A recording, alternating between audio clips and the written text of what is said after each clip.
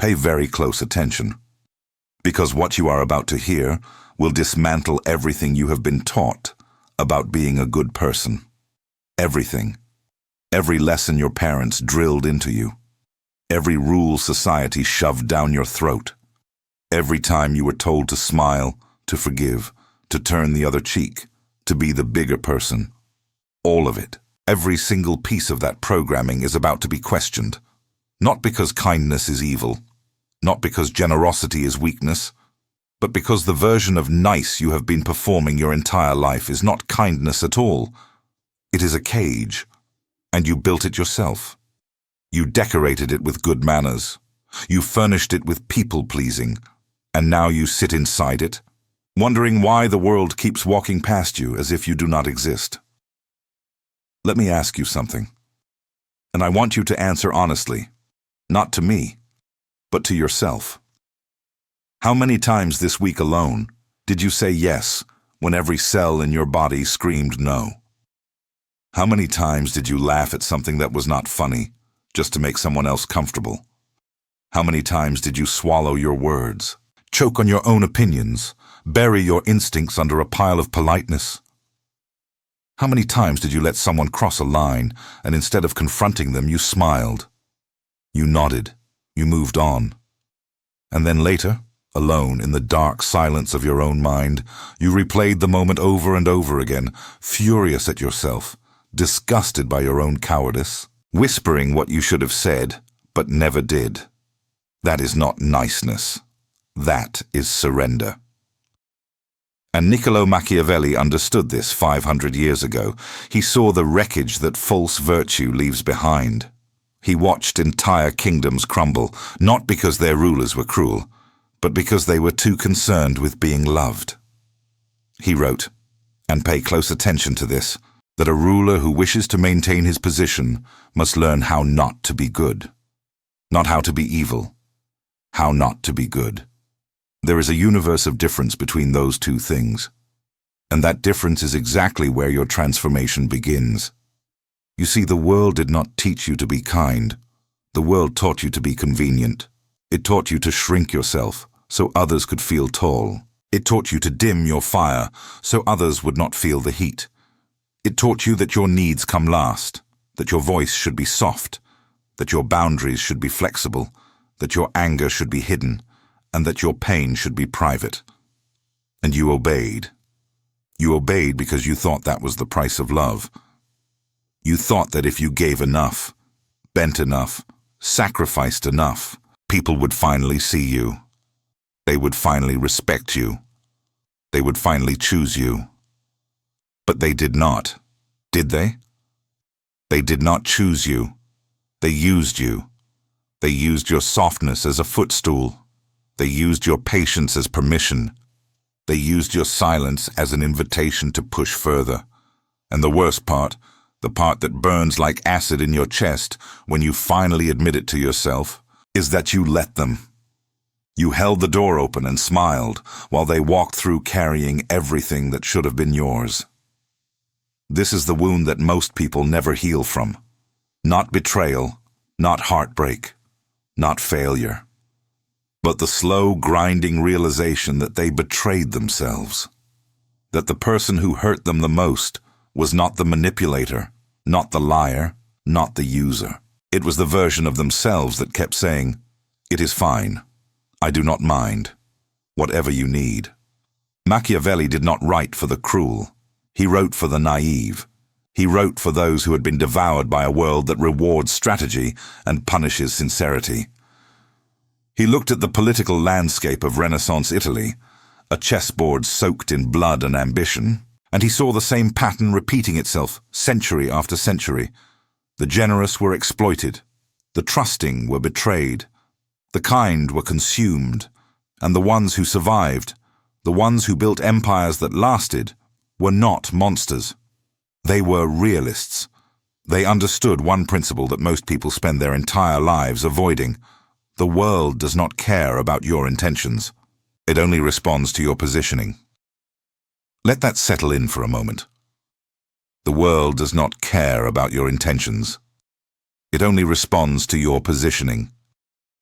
You can have the purest heart on the planet.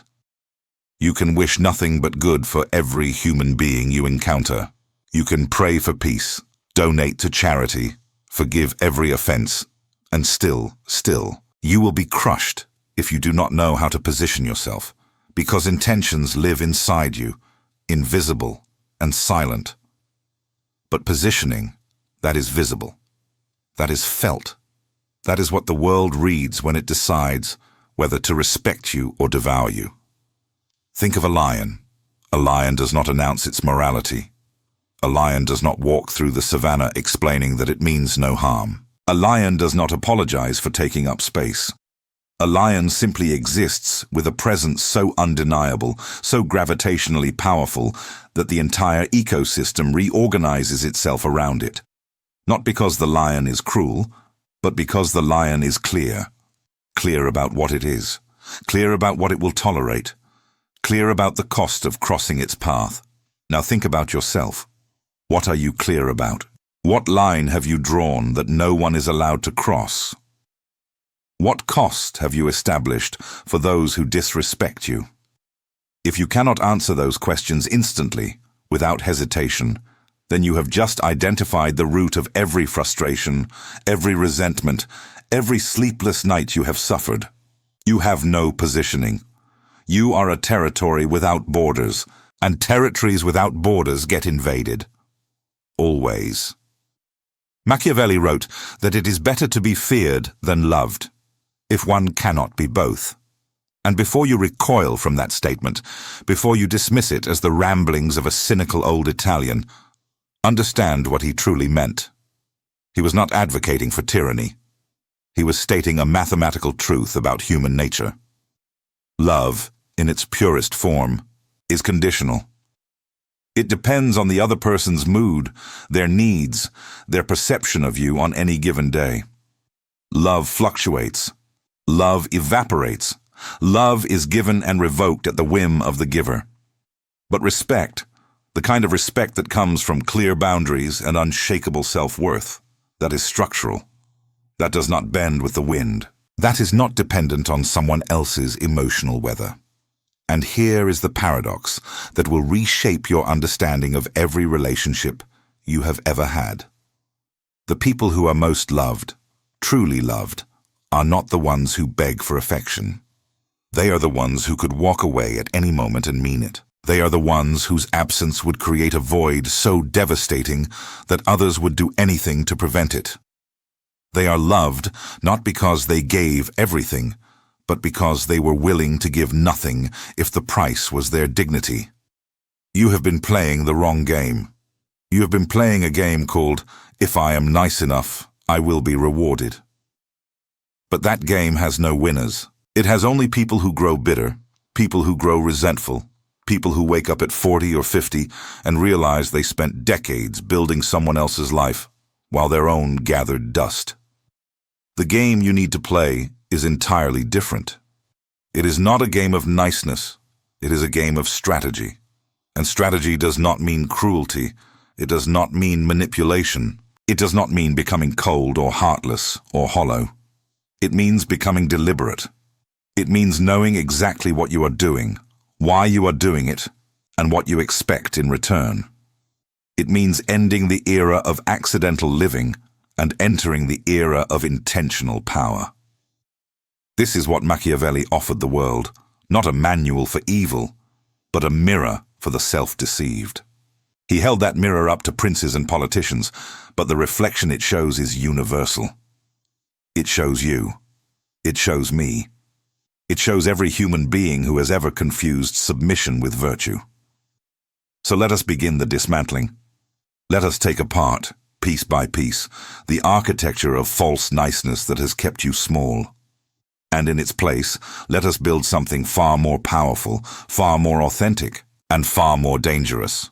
Not dangerous to others, dangerous to the version of you that has been sleeping, dangerous to the mediocrity that has been your ceiling, dangerous to every person who has counted on your compliance to maintain their control over you.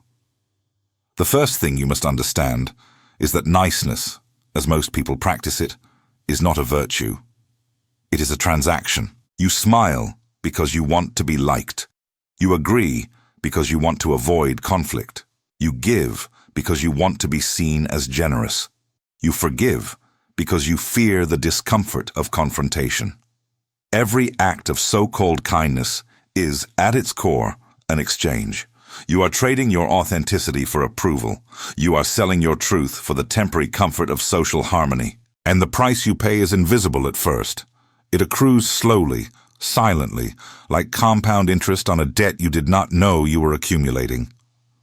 One day, you say yes to a request you should have refused, no big deal.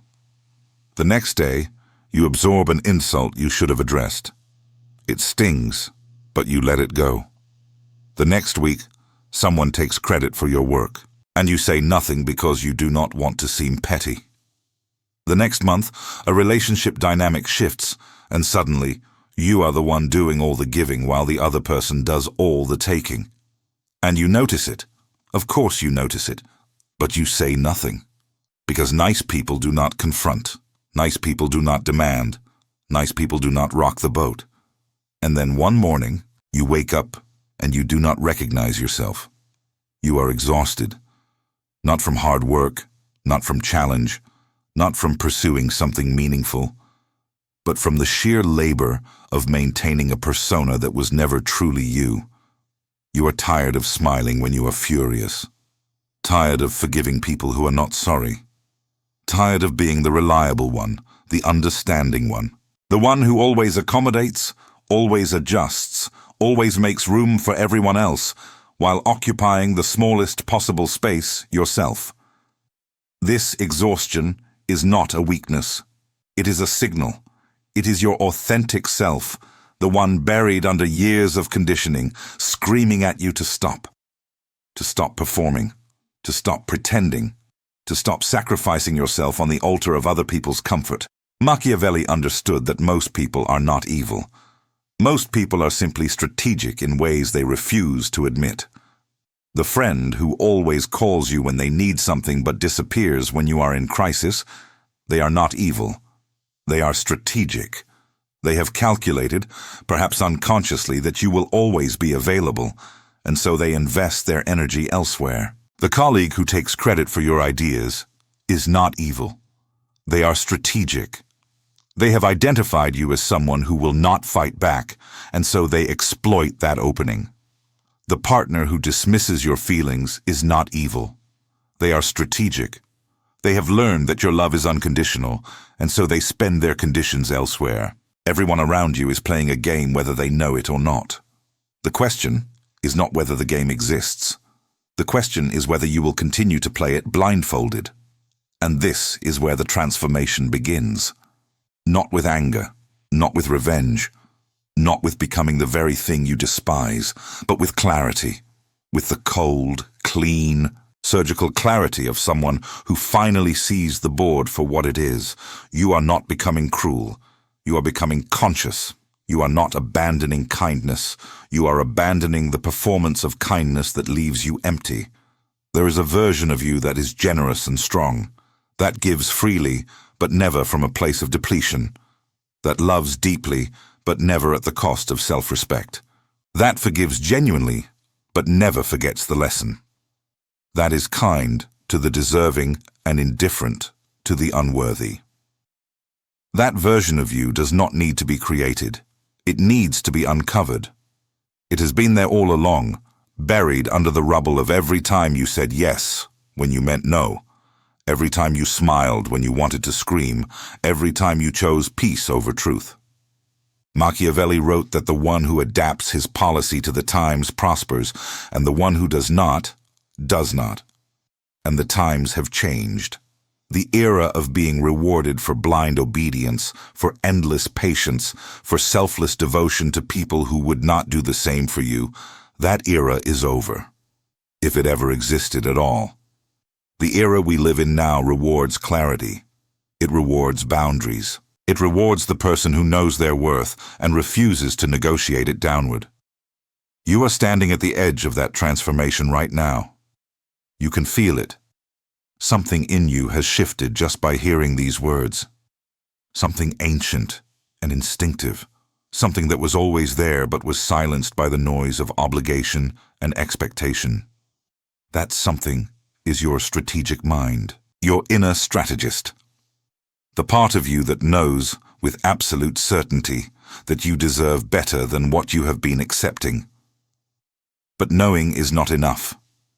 Machiavelli was clear about this.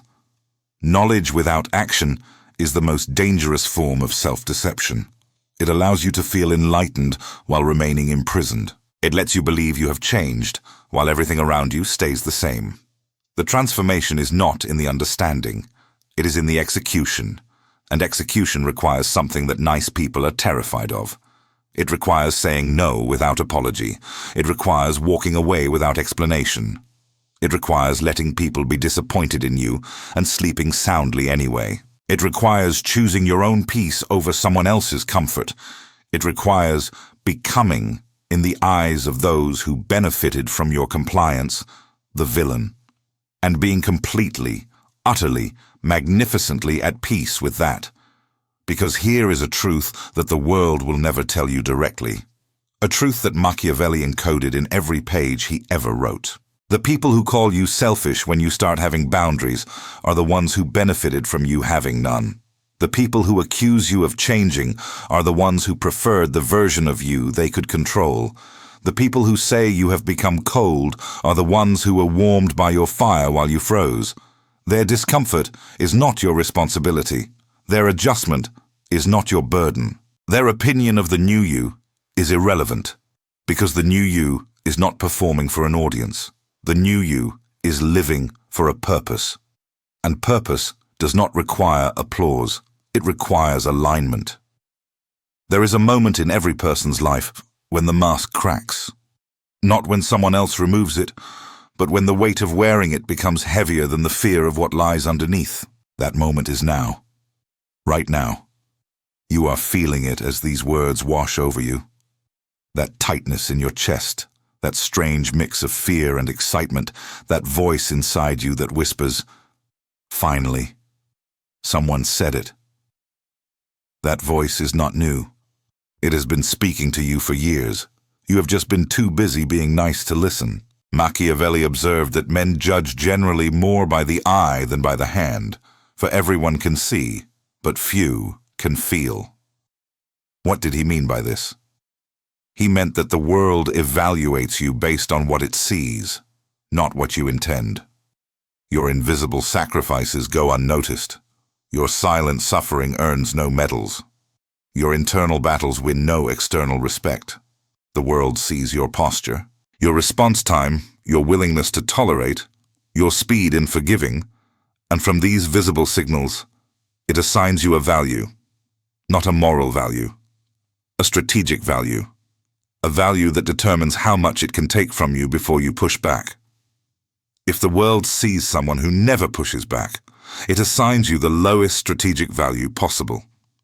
You become an open resource, a well that anyone can draw from without ever refilling, a tree that anyone can strip of fruit without ever watering. And the cruelest irony is that you planted that tree yourself. You watered it with your tears. You grew it with your goodness. And now you watch as others feast on what you built while you stand in the shade, hungry and unrecognized. This is the economics of niceness. And like any bad investment, the longer you hold it, the more you lose.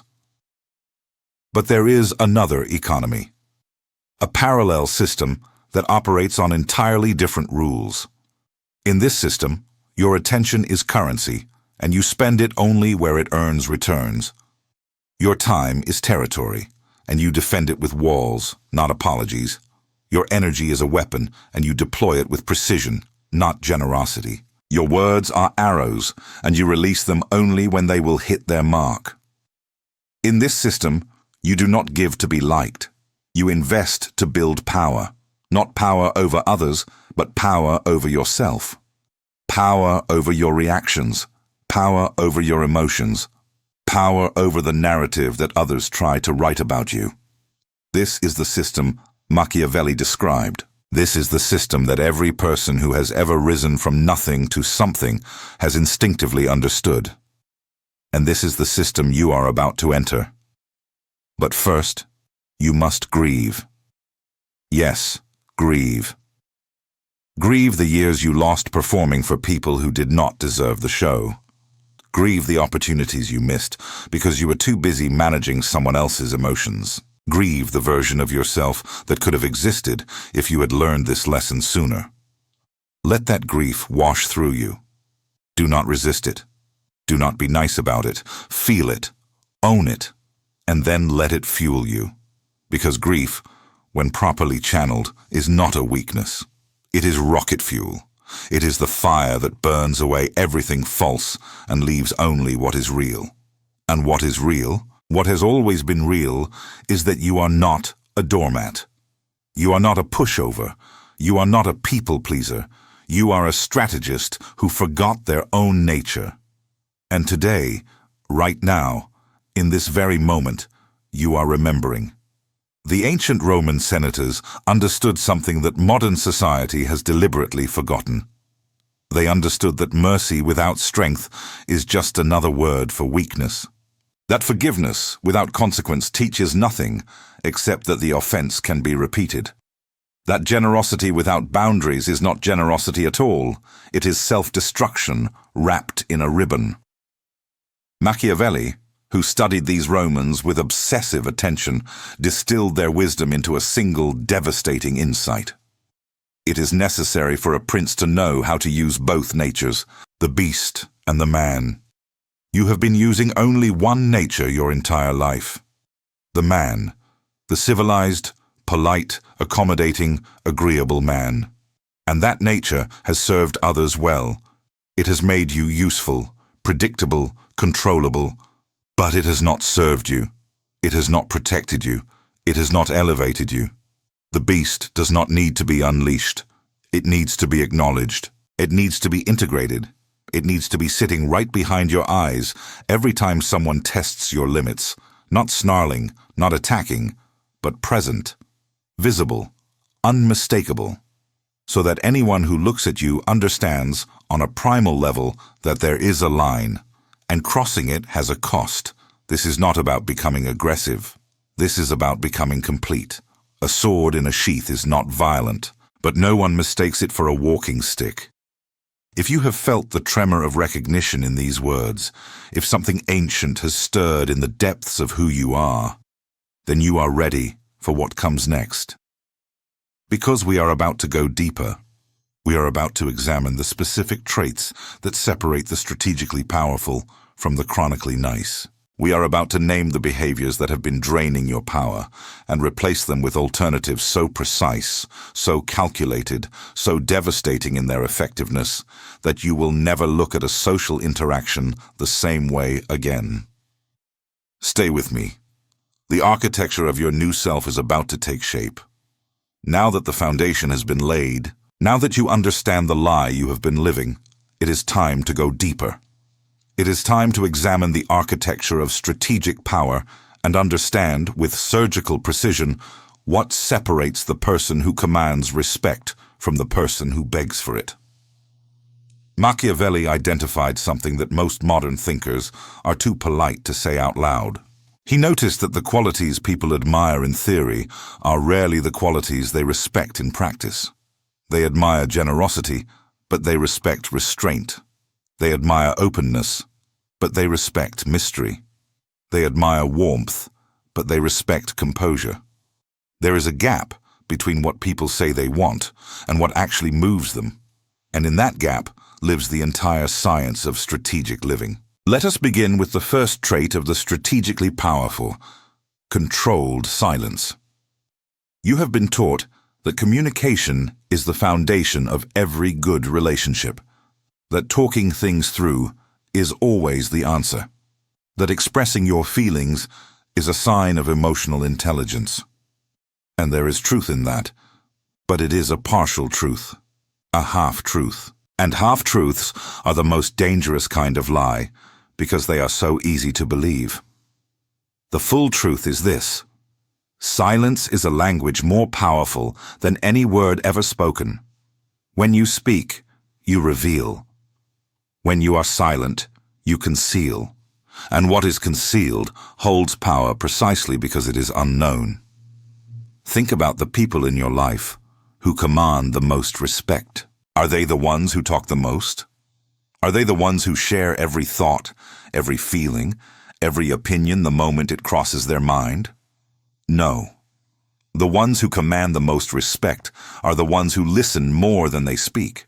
The ones who, when they finally do open their mouth, cause the entire room to lean in. Machiavelli advised his prince to be a great asker and a patient listener, not because listening is polite, though it is, but because listening is intelligence gathering. Every word someone speaks to you is a piece of data. Every complaint, every boast, every casual remark is a window into their motivations, their fears, their desires, their weaknesses. The person who talks fills the room with noise.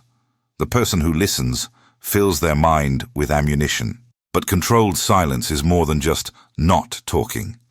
It is the deliberate use of pause, of space, of absence to create psychological weight. When someone insults you and you respond immediately, you are operating on their timeline. You are reacting, not responding. You are letting their words dictate your behavior. But when someone insults you and you say nothing, when you simply look at them with calm, unreadable eyes and let the silence stretch until it becomes uncomfortable, you have done something remarkable. You have shifted the power. Without a single word, you have communicated that their attack did not land, that their words do not have the power to move you, that you are operating on a level they cannot reach. This is not passivity. This is the most aggressive form of composure that exists. It is the silence of the predator who has already seen the prey but chooses when to strike. It is the stillness before the storm that makes the storm so terrifying. Practice this. The next time someone says something designed to provoke you, do not respond. Not for 5 seconds. Not for 10. Just breathe. Let the silence do its work. Watch how the other person shifts, fidgets, backtracks, fills the void with words that weaken their own position. That is the power of strategic silence. That is what Machiavelli understood when he wrote about the fox, the creature that survives not through force, but through the intelligence to know when to move and when to stay perfectly, devastatingly still. The second trait of the strategically powerful is emotional sovereignty. Most people are emotionally colonized. They do not own their feelings. Their moods are dictated by external events, by other people's behavior, by the weather, by traffic, by a text message that took too long to arrive. They wake up, and their emotional state is determined not by an internal compass, but by whatever the world throws at them that morning. They are flags in the wind, whipped in every direction by forces they never chose and cannot control. The strategically powerful person is different, not because they do not feel. They feel everything, perhaps even more intensely than others. But they have built something between the feeling and the reaction, a space, a gap, a firewall. In that gap lives their freedom. In that gap they choose, not what to feel, but how to respond to what they feel. Machiavelli wrote about this when he described the qualities of the ideal leader. He noted that the prince who is easily swayed by emotion is easily controlled by those who know how to provoke that emotion. If your enemy knows that anger makes you reckless, they will provoke your anger. If they know that flattery makes you compliant, they will shower you with praise. If they know that guilt makes you weak, they will make you feel responsible for everything. This is not theoretical. This is happening to you right now, in your daily life. There are people around you who have mapped your emotional triggers with more precision than a military strategist. They know which buttons to push. They know which words unlock your compliance.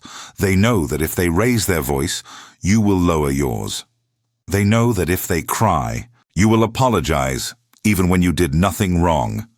They know that if they withdraw their attention, you will chase them with increased devotion. They know this because you showed them. Every time you reacted predictably to an emotional trigger, you handed them the manual to your own control panel. Every outburst, every anxious accommodation, every desperate attempt to restore peace at any cost taught them exactly how to operate you. Emotional sovereignty means rewriting that manual. It means becoming unpredictable in the most calculated way possible. Not erratic, not unstable, not chaotic. Unpredictable. There is a crucial difference. An erratic person is controlled by their emotions and moves randomly. An unpredictable person has mastered their emotions and moves deliberately in ways that others cannot anticipate. When someone expects you to argue, you agree calmly and walk away. When someone expects you to beg, you wish them well and turn your back. When someone expects you to crumble, you smile. Not a sarcastic smile, not a bitter smile. A genuine, peaceful smile that communicates something far more unsettling than any angry word. You are unaffected. Their best weapon just bounced off your armor and fell harmlessly to the ground. That smile will haunt them. It will keep them awake at night. Not because you were cruel, but because you are unreachable. And there is nothing more destabilizing to a person who depends on your emotional reactions than discovering they can no longer produce them. Machiavelli called this the art of the mask, but it is deeper than performance. It is not about hiding who you are.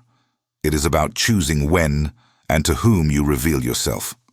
A castle does not keep its gates open at all times.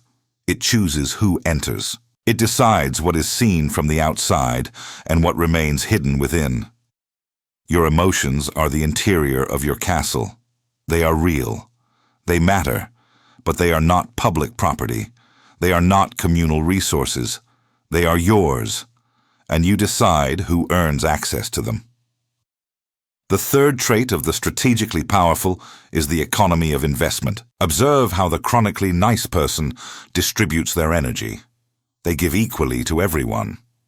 The friend who has been loyal for a decade receives the same attention as the acquaintance who remembered their name last week.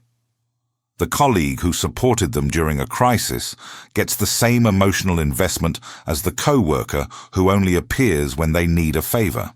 The partner who shows up consistently is treated with the same level of devotion as the one who comes and goes like a seasonal storm. This is not fairness. This is waste. This is the strategic equivalent of a general sending equal reinforcements to every border when only one is under attack. It is the surest path to being stretched too thin, burned out, and ultimately defeated. The strategically powerful person operates differently. They practice what Machiavelli would recognize as calculated generosity. They give, yes, but they give with intention. They invest where returns are highest. They pour their energy into relationships that are reciprocal, into projects that align with their goals, into people who have demonstrated, through action, that they are worthy of trust. And for the rest, they are polite, they are civil, they are cordial, but they are not invested. There is a vast difference between being rude and being selectively generous. You do not have to be cruel to someone who does not deserve your energy. You simply have to stop giving them energy they have not earned. This is where most nice people fail catastrophically. They confuse universal generosity with moral goodness. They believe that giving equally to all is a virtue. But Machiavelli would counter that giving equally to all is not generosity. It is indiscrimination. It cheapens every investment you make because no one feels uniquely valued. When everyone gets the same treatment, no one feels special. And when no one feels special, no one feels obligated to treat you as special either. The strategic alternative is devastatingly simple. Identify the 5 people in your life who have consistently proven their loyalty through action, not words. These are the people who showed up when it was inconvenient. Who told you the truth when it was uncomfortable? Who defended you when you were not in the room? These 5 people get your full investment, your time, your energy, your vulnerability, your deepest generosity, Everyone else gets your politeness, nothing more. This is not cruelty. This is architecture. You are building a fortress, and a fortress has walls. Those walls do not exist to keep everyone out. They exist to protect what is valuable inside. And the people who earn a place inside those walls will value it precisely because they know not everyone has access. Machiavelli wrote that a prince should be slow to believe and to act, and should not be afraid of his own shadow. This applies directly to your social investments. Be slow to trust. Be slow to invest deeply. Let people earn their place in your inner circle through consistent behavior over time, not through charm, not through promises, not through the intoxicating rush of a new connection. Time reveals character. And character, as Machiavelli knew, is the only currency that does not depreciate. The fourth trait of the strategically powerful is the mastery of perception. The world does not respond to who you are. It responds to who it perceives you to be. This is not cynicism. This is physics. Light does not show you objects as they are. It shows you objects as they reflect. And human perception works the same way. People do not see your true self. They see the version of you that your behavior, your appearance, your timing, and your positioning reflect back at them. Machiavelli was obsessed with this concept. He devoted entire chapters of The Prince to the management of perception, arguing that a leader must appear to have certain qualities whether or not they actually possess them. Now, before you mistake this for an endorsement of deception, understand the nuance. Machiavelli was not saying, be fake. He was saying, be deliberate about what you project. There is a difference between performing a quality you do not possess and strategically presenting a quality you do possess at the right time, in the right way, to the right audience. You possess strength. But do you project it? You possess intelligence. But do you display it at the moments when it matters most? You possess depth. But do you reveal it to people who can appreciate it? Or do you scatter it carelessly before those who cannot? The nice person scatters everything. They share every thought, every insecurity, every dream with anyone who asks. They believe that transparency equals trust, but transparency without discrimination equals vulnerability. And vulnerability without strategic purpose equals weakness in the eyes of a world that is always evaluating. The strategically powerful person is transparent with purpose.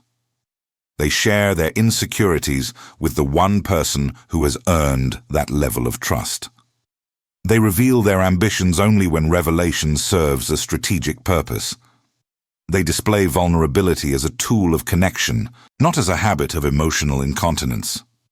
Every piece of information they share about themselves is a deliberate move on a deliberate board. This is not manipulation. This is self-respect expressed through information management. A jeweler does not scatter diamonds on the sidewalk and hope people appreciate them. A jeweler places each stone in a setting designed to maximize its brilliance, in a store that limits access at a price that communicates its value. You are the jeweler. Your qualities are the diamonds. Stop scattering them on the sidewalk. The fifth trait of the strategically powerful is the willingness to be disliked. This is the keystone. Without this, none of the other traits function, because the moment you implement strategic silence, someone will call you cold. The moment you practice emotional sovereignty, someone will call you heartless. The moment you invest selectively, someone will call you selfish. The moment you manage your perception, someone will call you fake. And if you are still playing the old game, the game of universal niceness, those accusations will send you running back to your cage. You will apologize. You will overcorrect. You will flood the person with attention and kindness to prove that you are still the accommodating, agreeable version they prefer. And in that moment, you will have surrendered everything. Machiavelli addressed this with a clarity that still shocks readers 5 centuries later. He wrote that a prince should not worry about being called cruel when it is a matter of keeping his subjects united and loyal. In modern terms, do not worry about being called selfish when it is a matter of keeping your life intact and your dignity uncompromised. The need to be liked is the most expensive addiction in the world. It costs you your boundaries. It costs you your time. It costs you your authentic relationships. It costs you your self-respect. And unlike other addictions, no one stages an intervention because society benefits from your compliance. The strategically powerful person has broken this addiction. They have reached the profound understanding that being disliked by certain people is not a failure. It is proof of successful differentiation. It is evidence that you have stopped being all things to all people and started being something specific, something defined, something with edges sharp enough to cut.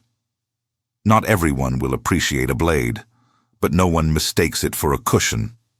Machiavelli said that there is no avoiding war. It can only be postponed to the advantage of others. The same is true of disapproval. You cannot avoid being disliked. You can only choose whether you are disliked for being yourself or disliked for the one time you failed to maintain someone else's illusion of who you should be. Given those two options, the strategic choice is clear. Now, I want you to take these 5 traits: controlled silence, emotional sovereignty, economy of investment, mastery of perception, and willingness to be disliked. And I want you to hold them in your mind like 5 weapons laid out on a table before battle. Because that is what they are. Not weapons to harm others, but weapons to protect yourself. Weapons to carve out space in a world that has been encroaching on your territory since the day you learned to smile on command. Each of these traits operates independently, but together they create something far greater than the sum of their parts. Together they create an aura, an unmistakable field of energy that communicates without a single word that you are not to be trifled with, that your attention must be earned, that your kindness is reserved for the worthy, that your silence is not emptiness, but fullness, that your calm is not weakness, but the most refined form of strength. Machiavelli called this virtue, and he did not mean it the way modern people understand virtue. He meant a combination of strength, cunning, and adaptability. The ability to read the room and respond, not with habitual niceness, but with strategic precision. The capacity to be generous when generosity serves power, and ruthless when ruthlessness preserves it. Not because morality does not matter, but because survival must come first. And in the social landscape you navigate every day, your psychological survival depends on your ability to wield these traits. Think about the last time you entered a room and felt invisible. No one looked up. No one adjusted their behavior. No one registered your presence as significant. Now think about the last time someone entered a room and everything shifted. The conversations changed. The energy reorganized. People straightened up, lowered their voices, or moved toward the newcomer like planets caught in a gravitational pull. What was the difference? It was not wealth. It was not beauty. It was not status. It was positioning. It was the invisible architecture of self-respect made manifest. That is what you are building. Not a performance, not a persona, an architecture. A structure so solid, so coherent, so unmistakably real that it changes the physics of every room you walk into. But the most strategic move, the coldest play, the one that separates the merely strong from the truly powerful, is still waiting to be revealed. We have discussed the traits. Now we must discuss the tactics. The specific, actionable, repeatable behaviors that will transform these concepts from theory into lived reality. Curious to know how this applies in the moments that matter most? Stay with me, because what comes next is the part they never wanted you to hear. You now understand the traits. You have seen the architecture. But architecture without engineering is just a drawing on paper. It is time to turn theory into action. It is time to give you the specific, precise, executable tactics that will change the way people treat you, starting today, not next month, not when you feel ready, today. Because readiness is the excuse nice people use to postpone their own liberation indefinitely. Machiavelli was a man of application. He did not write philosophy for the pleasure of abstract thought. He wrote instructions for people who needed to survive. And survival, in your world, means navigating conversations, relationships, workplaces, and social dynamics without losing yourself in the process.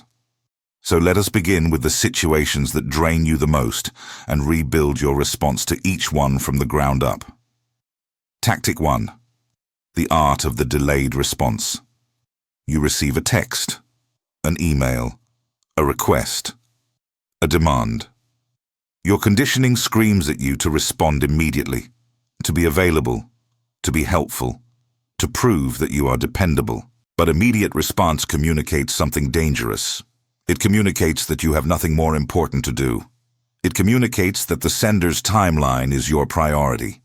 It communicates that you are always on call, always ready, always accessible, and accessibility, when it is unconditional, destroys perceived value.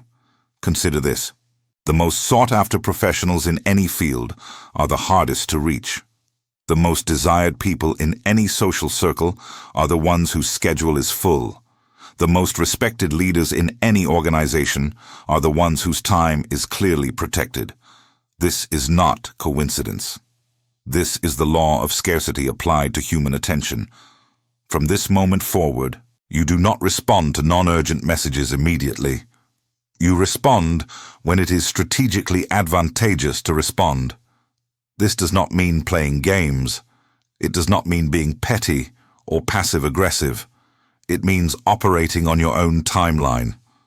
If someone sends you a request at 10 in the morning and you are focused on something important, you respond at 2 in the afternoon. Or the next morning, not with an apology, not with an explanation. You simply respond when you are ready. Watch what happens. The first time they might be confused. The second time, they will begin to adjust their expectations. By the third time, they will have unconsciously recategorized you. You are no longer the person who drops everything. You are the person whose attention is valuable. And valuable things, as Machiavelli understood, are treated with care. The specific language matters here. When you do respond, never begin with, "Sorry for the late reply."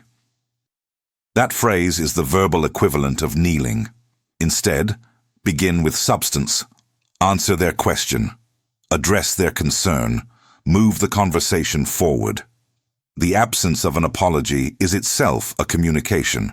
It says, "This response arrived exactly when it was supposed to." Tactic 2. The power of the non-reactive statement. You are in a conversation. Someone says something provocative. Maybe it is a subtle insult disguised as a joke. Maybe it is a passive-aggressive comment wrapped in concern. Maybe it is an outright challenge designed to destabilize you. The nice person's instinct is to either absorb it silently, suffering internally, or to react emotionally, giving the provocateur exactly what they wanted. The strategically powerful person does neither. They deploy the non-reactive statement. This is a response that acknowledges the comment without absorbing its impact or escalating the situation. It is the verbal equivalent of a stone wall. The attack hits it and simply stops. Here are precise examples. Someone says, "Must be nice to have so much free time." The nice response is to laugh uncomfortably and explain how busy you actually are. The strategic response, "It is." 2 words, no justification, no defense, no elaboration, just a calm, confident acceptance that lands like a controlled explosion of indifference. Someone says, "You have changed." The nice response is to panic, to reassure them, to prove you are still the same accommodating person they remember. The strategic response, "Good." 1 word, a complete sentence, an entire philosophy condensed into a single syllable. That word tells them everything. You are aware of the change, you chose it, and you do not require their approval of it. Someone says, "Everyone thinks you are being selfish." The nice response is devastation, followed by a desperate campaign to repair your image with everyone who was mentioned. The strategic response: everyone? Repeat the exaggeration back to them as a question. Watch them stumble. Watch them backtrack to, well, not everyone, but... In one word, you have dismantled their leverage, exposed their exaggeration, and shifted the power without raising your voice. Machiavelli wrote that men are so simple and so subject to present necessities that he who seeks to deceive will always find someone who will allow himself to be deceived. These non-reactive statements break the cycle of deception. They tell the other person, clearly and unmistakably, "I see what you are doing, and it does not work on me." Practice these, write them down, rehearse them in front of a mirror until they feel natural, because in the heat of the moment, your conditioning will fight against you. Your old programming will scream at you to explain, to justify, to appease. You must override that programming with prepared responses. This is not spontaneity. This is strategy. And strategy wins wars that spontaneity loses. Tactic 3, the strategic withdrawal. This is the tactic that most nice people find the most terrifying. It is also the most effective. When a relationship, whether professional, romantic, or platonic, begins to show signs of imbalance, when you are giving more than you are receiving, when your efforts are met with indifference, when your presence is taken for granted, the nice person responds by giving more. They think, if I just try harder, if I just do more, if I just show them how much I care, they will reciprocate. And so they double down. They send more messages. They make more plans. They offer more help. They become more available. And the imbalance deepens. Because attention that increases in the face of disrespect does not inspire respect. It inspires contempt. The other person does not think, how generous. They think, how desperate. The strategic withdrawal is the opposite. When the imbalance appears, you do not increase your investment, you reduce it. Dramatically, you do not announce this. You do not explain it. You do not issue ultimatums. You simply become less available. Your responses take longer. Your invitations stop. Your help is no longer automatically offered. You begin to redirect your time and energy toward people and activities that reciprocate your investment. What happens next is psychology so predictable it borders on mathematics. The person who took you for granted will notice. Not immediately, but they will notice. Because the human mind is wired to detect the absence of a pattern more sharply than it detects the presence of one. They were accustomed to your attention. It was the background noise of their life. When it stops, the silence is deafening. And in that silence, they will do one of two things. Either they will reach out, recalibrate, and begin to invest in the relationship with a new level of respect. Or they will not. And if they do not, you have not lost a relationship. You have lost a parasitic arrangement that was dressed up as a relationship. And that is not loss. That is liberation. Machiavelli observed this principle in political alliances. He noted that a prince who is too generous with his allies receives less loyalty than one who is measured in his generosity. The reason is simple. When something is always available, it has no perceived value. When it becomes scarce, its value skyrockets. Your attention operates by the same economic law. Make it scarce, and watch its value multiply. But here is the critical nuance. The strategic withdrawal must be genuine. You must actually redirect your energy, not just pretend to. If you withdraw but spend every moment obsessing over whether the other person has noticed, you have not withdrawn. You have just moved the performance indoors. The withdrawal must be real. You must genuinely invest in something else, someone else, or yourself, because the goal is not to punish the other person. The goal is to honor yourself. Tactic 4. The boundary declaration. Most nice people have boundaries. They know their limits. They can feel when a line has been crossed, but they never communicate those boundaries because they fear the discomfort of the conversation. They think, it will create conflict. It will make things awkward. They might get upset. They might leave. And so the boundary exists only in their mind, which means it does not exist at all. An unspoken boundary is a wish, not a wall. And wishes do not protect castles. The boundary declaration is a clear, calm, specific statement of what you will and will not accept. It is not a negotiation. It is not a request. It is not an invitation for debate. It is an announcement. And the difference between an announcement and a request is everything. Here is how it works. Identify the behavior that is crossing your line. Do not wait for it to happen again. Prepare your statement in advance. Make it specific, make it calm, and make it final. Instead of, I wish you would stop doing that. Say, I need to be clear about something. When you speak to me that way, this conversation ends. That is not a threat. It is just how it works now. Instead of, you always cancel on me and it hurts my feelings. Say, I have noticed a pattern. My time is valuable to me, and I invest it where it is valued in return. I would like us to continue, but it requires consistency. Instead of, please stop bringing that up. It makes me uncomfortable.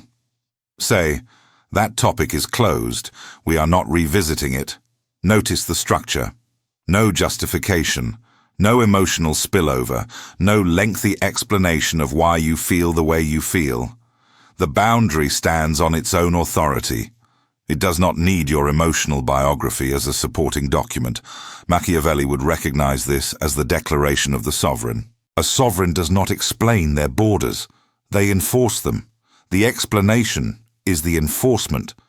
The calm, the clarity, the finality, that is the enforcement.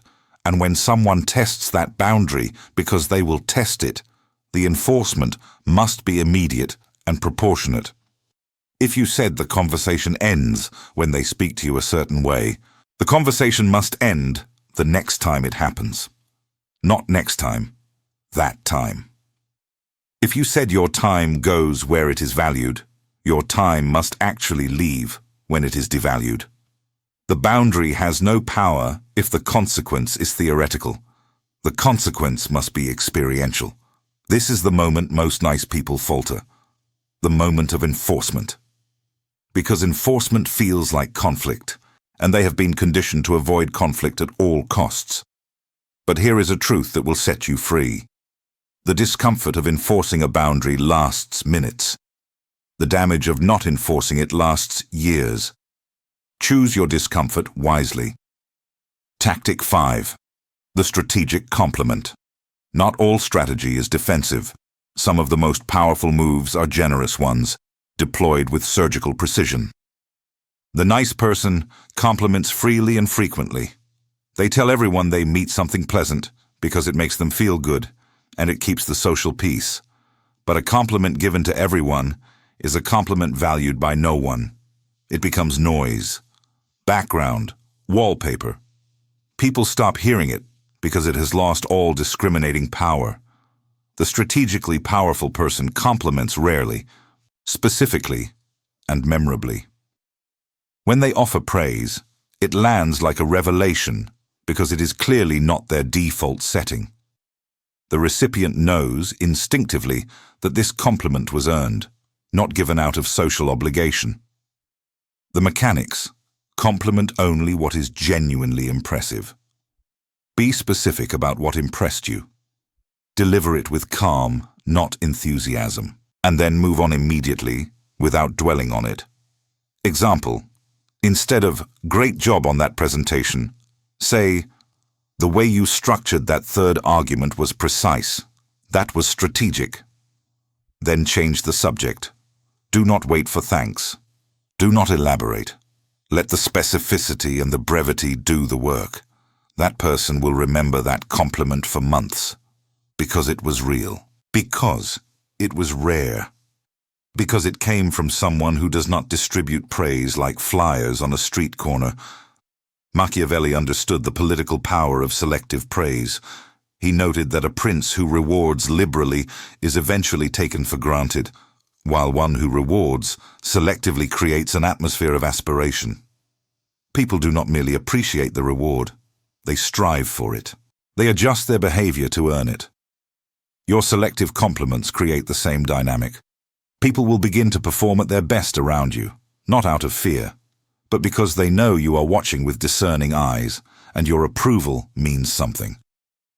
Tactic 6. The exit strategy. Every strategically powerful person has this, and every chronically nice person lacks it. The exit strategy is the pre-planned willingness to walk away from any situation that violates your standards. Before you enter any negotiation, any relationship, any room, you must know your walk-away point. The specific conditions under which you will leave. Not storm out, not make a scene, simply stand up, gather yourself, and exit with your dignity fully intact. The nice person stays too long at parties they hate, stays too long in relationships that drain them, stays too long in jobs that devalue them, stays too long in conversations that disrespect them. They stay because leaving feels rude, because they do not want to hurt feelings, because they hope things will get better. Things do not get better for the person who stays past their limit. Things get worse. Because the longer you stay in a situation that disrespects you, the more you communicate to yourself and to the world that you accept disrespect as a condition of your existence. The exit strategy does not require drama. It does not require confrontation.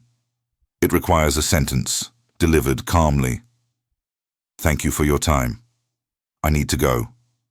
Or simply, I'm going to head out. No justification. No excuse about an early morning or a headache or a phone call you need to take. Just the statement. Just the departure. Just the quiet, unshakable exercise of your own sovereignty. Machiavelli described this as the wisdom of the fox, who recognizes the trap. The fox does not fight the trap. The fox does not negotiate with the trap. The fox simply does not walk into it. And if the fox finds itself near a trap, the fox leaves, quickly, quietly, without looking back. Now take these 6 tactics. The delayed response, the non-reactive statement, the strategic withdrawal, the boundary declaration, the strategic compliment, and the exit strategy. These are not ideas. These are tools, and like any tool, they are useless unless you pick them up and use them. But I want to warn you about something critical, something that will determine whether this transformation succeeds or fails.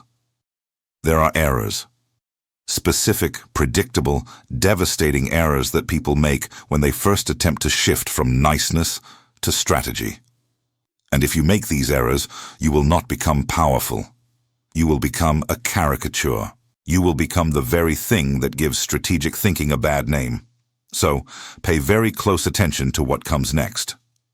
The first error is confusing strategy with cruelty. Strategy is precise. Cruelty is blunt. Strategy serves your long-term positioning. Cruelty serves your short-term frustration. The moment you use these tactics to punish someone, to hurt someone, to make someone suffer for what they did to you, you have left the realm of strategy and entered the realm of pettiness. Machiavelli would be disgusted. He advocated for cold calculation, not hot revenge. If your actions are fueled by anger, you are not being strategic. You are being reactive with a smarter vocabulary. The second error is performing strength instead of embodying it. If you are using strategic silence but internally panicking, you are not practicing sovereignty. You are practicing anxiety with a poker face. True strategy comes from genuine internal calm, from a core belief that you are valuable, that your time matters, that your peace is non-negotiable. Without that core belief, every tactic is a mask. and masks eventually slip. The third error is applying these tactics universally instead of selectively. Not every person requires strategic handling. Not every situation requires a calculated response. There are people in your life who genuinely love you, who have earned your full trust, who deserve your unguarded self. These people do not need your silence. They need your openness. They do not need your withdrawal. They need your presence. Strategy is for the battlefield. The people who have proven themselves are not your opponents. They are your inner circle. Treat them accordingly. The fourth error is becoming addicted to control. Strategy is a tool, not a lifestyle.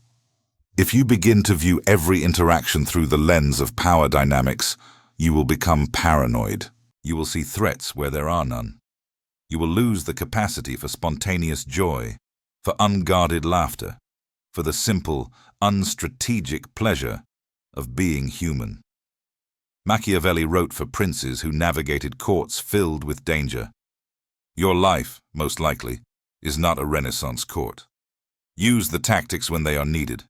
Put them down when they are not. The most powerful person in the room is the one who can switch between warmth and steel so seamlessly that no one is ever quite sure which they will get. The fifth error, and this is the most insidious one, is expecting immediate results. The shift from niceness to strategy is not a light switch. It is a slow burn. The people around you have spent years, perhaps decades, accustomed to the old you. When the new you appears, their first reaction will not be respect. It will be confusion. Then it will be resistance. Then possibly anger. They will try to pull you back to the version they could predict and control. They will use guilt, accusation, emotional withdrawal, even affection to restore the old dynamic. This is the test. This is the moment that separates those who transform from those who merely flirt with transformation. If you hold your ground through the resistance, if you maintain your new positioning through the discomfort of the transition period, the recalibration will happen. New patterns will form. New dynamics will emerge. People will either rise to meet the new standard you have set, or they will leave, and both outcomes serve you. Machiavelli knew that change, true structural change, is always met with opposition. He wrote that there is nothing more difficult to take in hand, more perilous to conduct, or more uncertain in its success than to take the lead in the introduction of a new order of things. You are introducing a new order, the order of strategic self-respect. Expect opposition. Welcome it. It means the change is real. This is the transformation in progress. You can feel it solidifying with every word. The framework is no longer abstract. It has edges. It has weight. It has practical application that begins the moment you finish hearing this.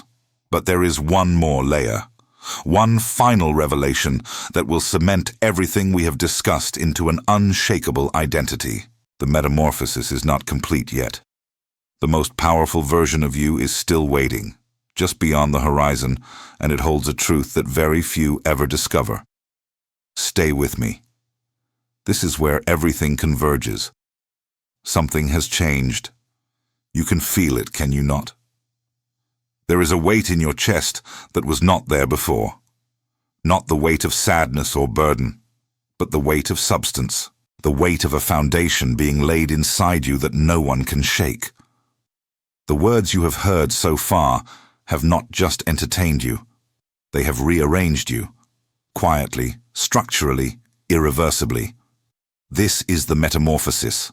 Not a sudden explosion, not a dramatic rebirth in fire and thunder, but a slow, cold, deliberate reconstruction, like a castle being rebuilt from the inside while the world outside still sees the old walls.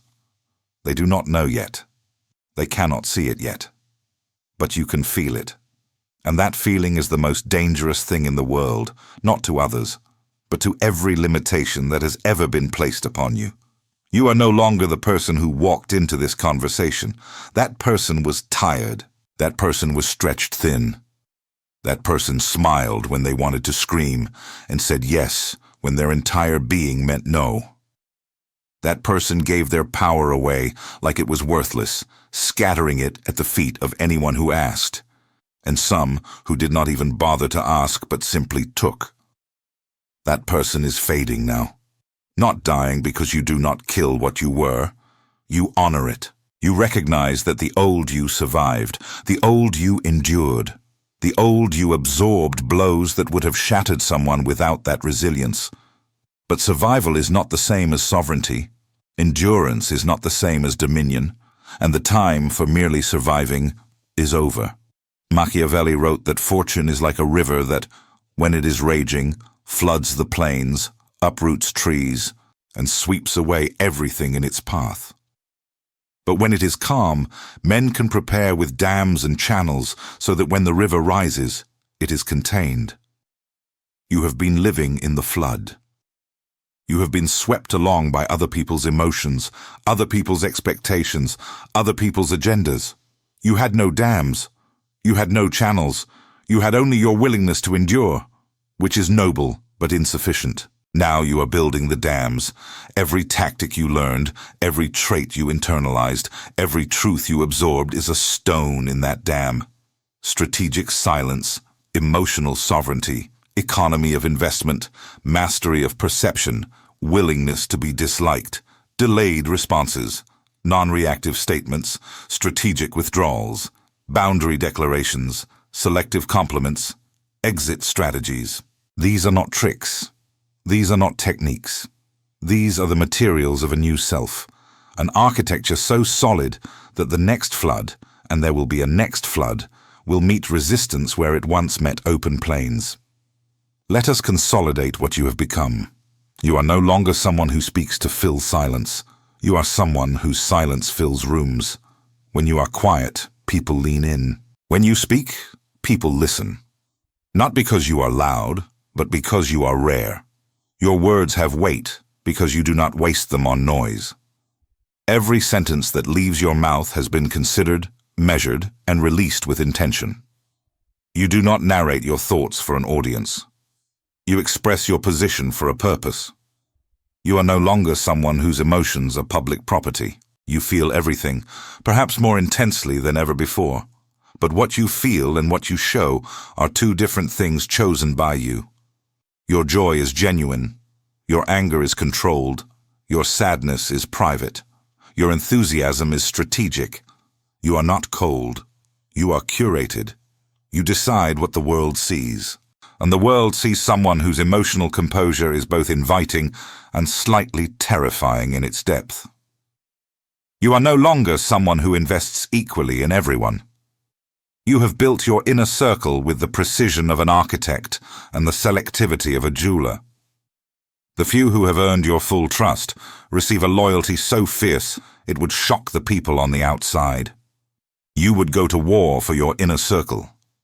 But the outer circle, the acquaintances, the surface connections, the casual relationships, they receive your courtesy and nothing more. Not because you are cruel, but because your capacity for depth is too valuable to waste on width. You are no longer someone who shapes themselves to match the expectations of every room they enter. You walk into rooms as yourself, fully formed, unapologetic, with the kind of presence that does not request attention, but commands it. People do not adjust you. You adjust the room. Not through aggression, not through volume, but through the gravitational pull of someone who knows exactly who they are and is at complete peace with it.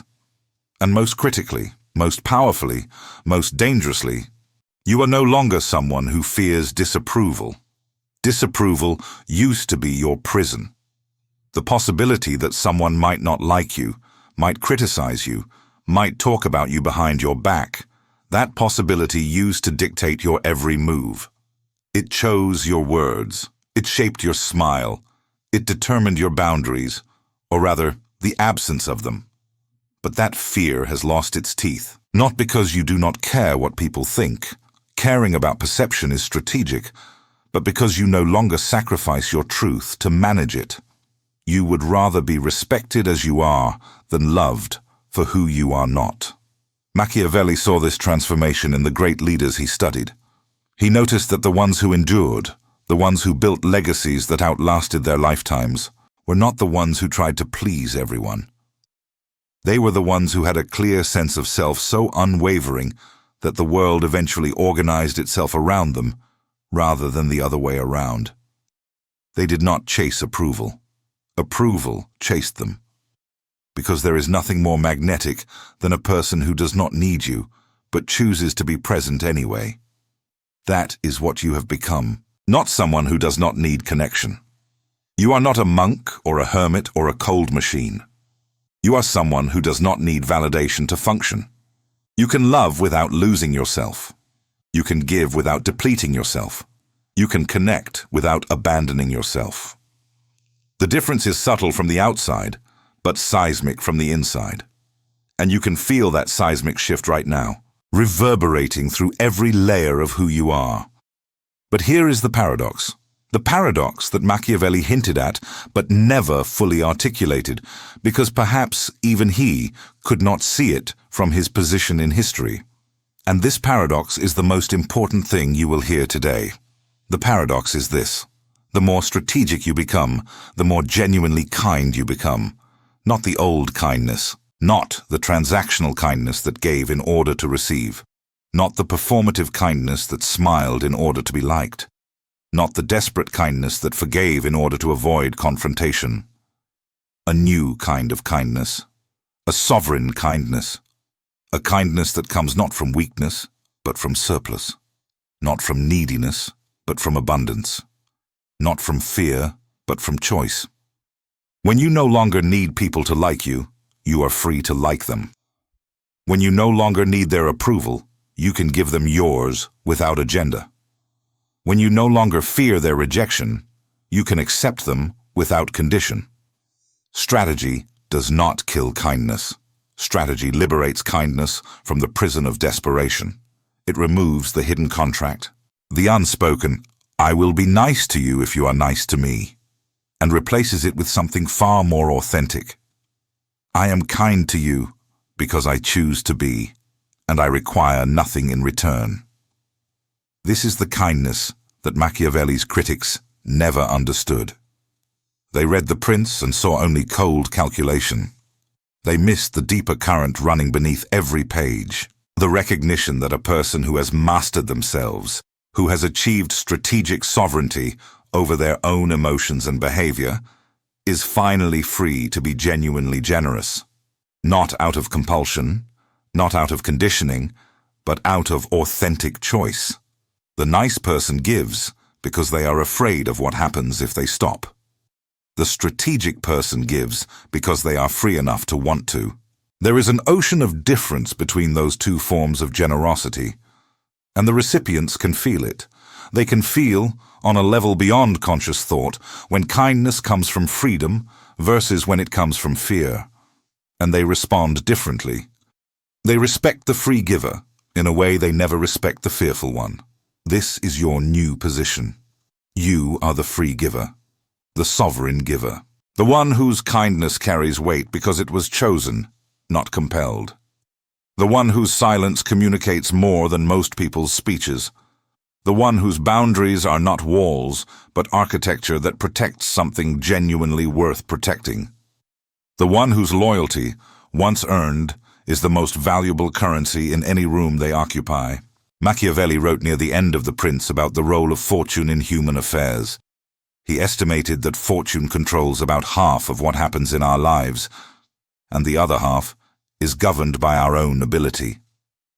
What you have done by listening this far, by absorbing these principles, by allowing the old architecture to crack and the new one to emerge, is to seize control of your half. The half that belongs to your preparation, your strategy, your positioning, your responses. The world will still throw storms at you. People will still disappoint you.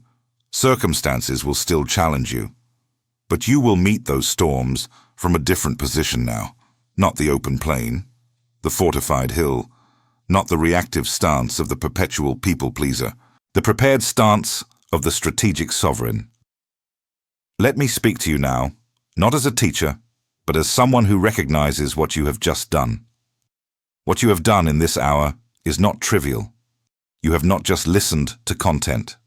You have undergone a process that most people flee from because it requires confronting uncomfortable truths about their own complicity in their own suffering. You did not flee. You stayed. You listened. And something permanent has been installed in you as a result.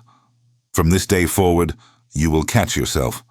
You will notice the moment you are about to say yes out of obligation. You will feel the impulse to apologize when no apology is warranted. You will recognize the urge to fill silence with unnecessary words. And in those moments, you will hear a voice, not my voice, but your own. The voice of the version you have become, saying, "Not anymore. Not anymore will you trade your peace for someone else's comfort. Not anymore will you explain yourself to people who have not earned an explanation. Not anymore will you chase anyone who runs from you or justify yourself to anyone who refuses to see you. Not anymore will you measure your worth by how useful you are to others. You are not a resource. You are a sovereign. And a sovereign does not beg. A sovereign does not chase.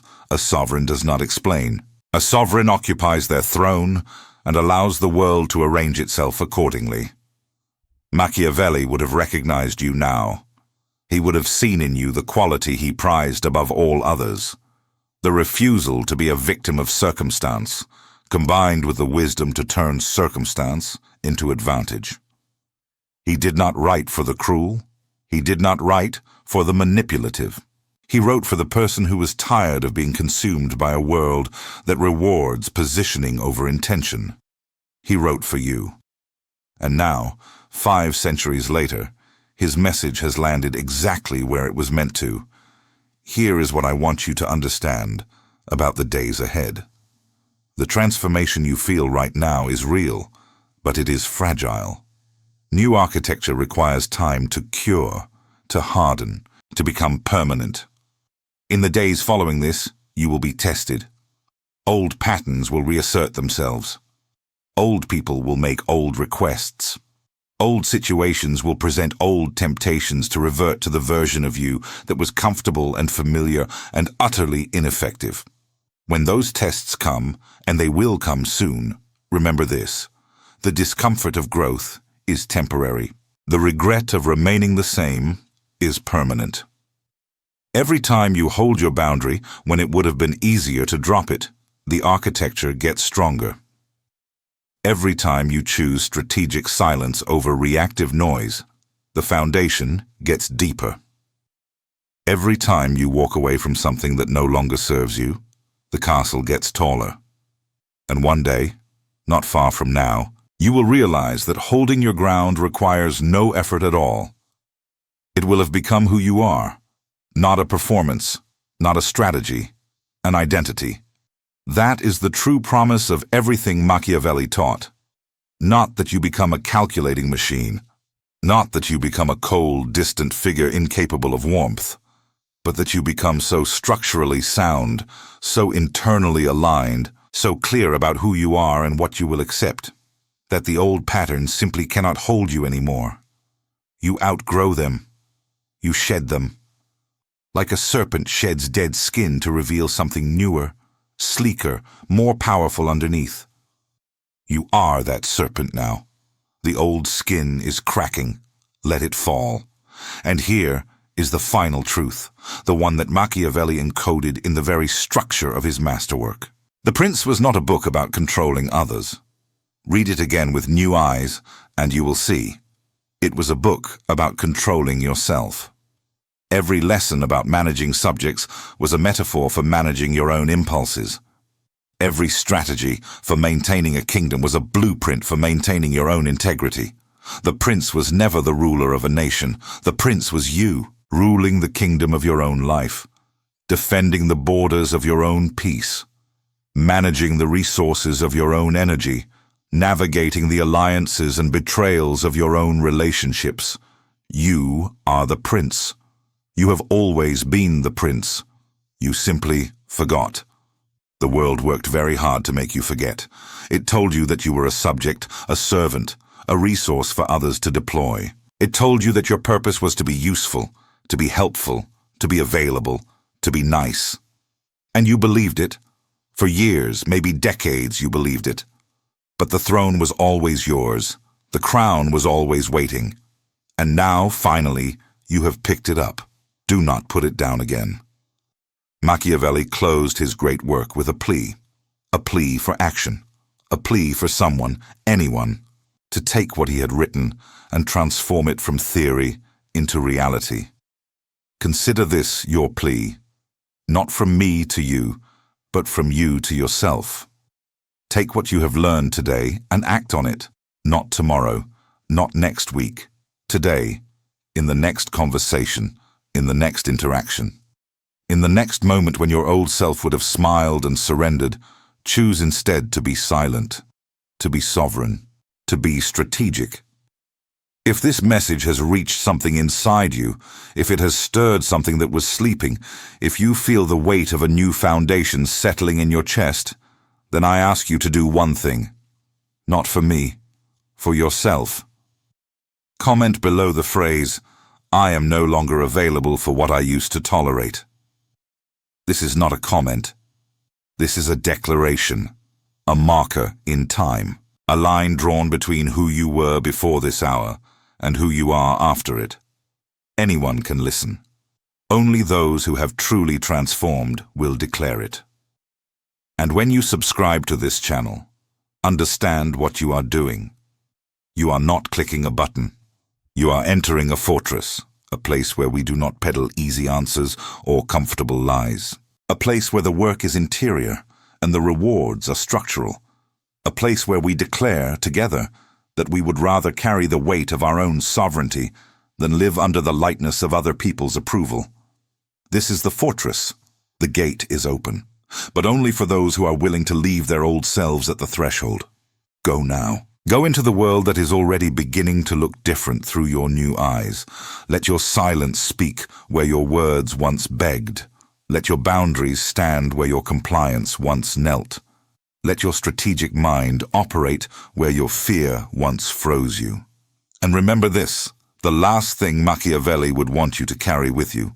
The world will not announce that it has begun to respect you. There will be no ceremony, no applause, no moment where everyone acknowledges that you have changed. The respect will come quietly, in the way someone hesitates before making a request they once would have demanded. In the way someone reconsiders their words before speaking to you. In the way someone's eyes shift when you enter a room, not with warmth, not with fear, but with the unmistakable recognition that you are someone who is no longer playing the old game. That recognition is worth more than any applause. You are not nice anymore. You are strategic. And Machiavelli is watching. Somewhere, across 5 centuries of silence, that cold, brilliant, misunderstood mind is watching. And for the first time, he is satisfied. Go now. The kingdom is yours. And may your strategy be your shield, not your cage. May your silence be your weapon, not your wound. May the throne you have claimed today be the one you never again abandon. The game has changed. Because you have changed. And nothing will ever be the same.